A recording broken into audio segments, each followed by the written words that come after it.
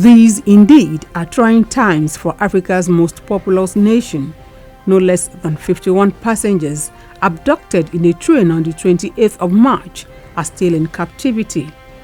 Weeks after he staged a one-man protest and met with relatives of the kidnapped victims, Bamidele Salam from Osun State, along with 10 other members, sponsored a motion calling for more efforts in securing freedom for the victims. The abductors of the train attack recently released pictures and video footages of 62 victims held hostage in terrible physical and emotional conditions, with a threat to kill them if the federal government does not yield to their demand. May the souls of the departed rest in peace. The House rises for a minute of silence for those killed in the Owo Church attack. It tasks the Inspector General of Police to ensure justice is served in their memories. The House further mandates the police authorities not to stop at just fishing out the perpetrators, but also to prosecute them so that at the end justice may be served. The House has now moved to ascertain the numerical strength of the Nigerian army. This is to justify the quantum of funds allocated the security outfit. Despite several personnel recruitment exercises conducted by the army and the huge financial resources appropriated by the federal government for its equipping, the Nigerian army ranks 35th in the World Military Strength Index. Aggrieved APC senators bring their grievance to President Muhammadu Buhari. The outcome of the primary elections has left many of them with an uncertain future. More than 50 senators will not return to the National Assembly next year. Most of them are APC lawmakers. They have come to warn President Buhari about the likelihood of another gale of defection that will jeopardize the majority status of the APC in the National Assembly. But President Buhari urged them to exercise restraint and continue to demonstrate commitment to the ideals of the party.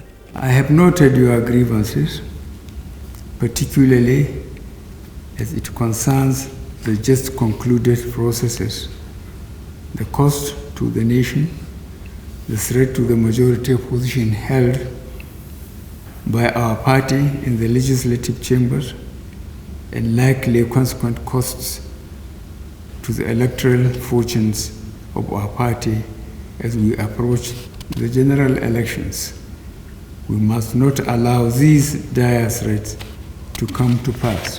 I have, since the conclusion of the processes, been inundated with various reports and complaints. In keeping with our ethos, therefore, I shall continue to address the ensuing challenges and grievances through the party machinery while paying keen attention to the outcomes.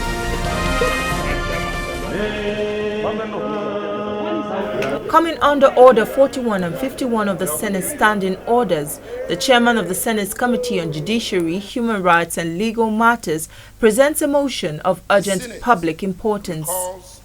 The committee is seeking the approval of the Senate to proceed with its investigation into the allegation of 14 justices of the Supreme Court against the former CJN.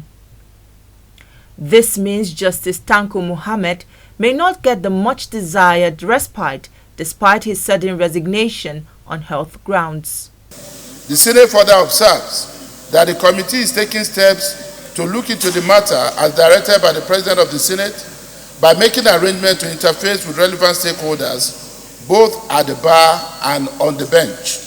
Senator Okpeyemi Bamidele's view is shared by other lawmakers who describe the allegation of mismanagement of funds and the neglect of welfare of judicial officers as an embarrassment that must not be tolerated.